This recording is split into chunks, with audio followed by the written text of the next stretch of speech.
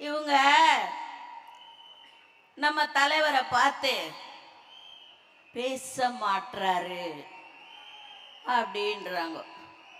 பேசினாலும் தப்பா, பேசினாலும் தப்பா.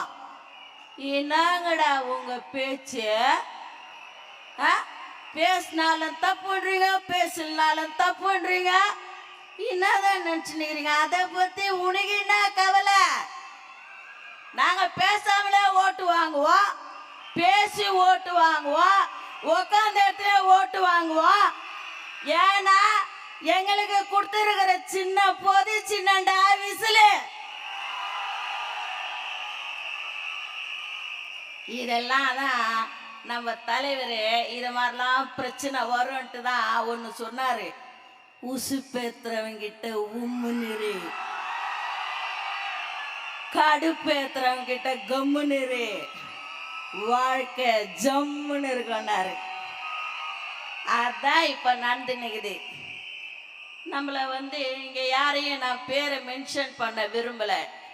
என்ன மாதிரி ஒரு சகோதரி நம்ம தளபதிய பூஜ்யம் அப்படின்றாங்க. அந்த அன்பு சகோதரிக்கு நான் சொல்லிக் கொள்கிறேன், நீங்கள் அதை சொல்லக்கூடாது. நீங்கள் பூஜ்யம் என்று சொல்லியிருக்கிறீர்கள். நாங்கள் ராஜ்யம்மா, நாங்க ராஜ்யம், நாங்க ஜீரோ இல்ல, ஹீரோ. நாங்க ஹீரோ. அதாவது கொஞ்ச நாளைக்கு முன்னாடி இந்த பவள விழா பாப்பா ஒண்ணுமே பண்ண முடியல. என்ன நிலைமையில இருக்குதுன்னே தெரியல. பாவம் அந்த உடன்பிறப்புகள் இவரு பேச்ச நம்பி நம்ம வேற காலத்துல வந்துட்டோம். இவர் 3000 கொடுத்தாரு, 2000 கொடுக்குறாரு, கைரேக பதிவாகலன்னு ஒண்ணுமே கொடுக்கல.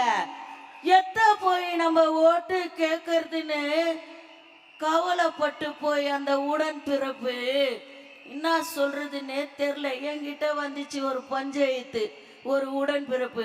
கவலையே படாத, ஓரங்கட்டு உன் கட்சிய, என் கட்சிக்குள்ளவா,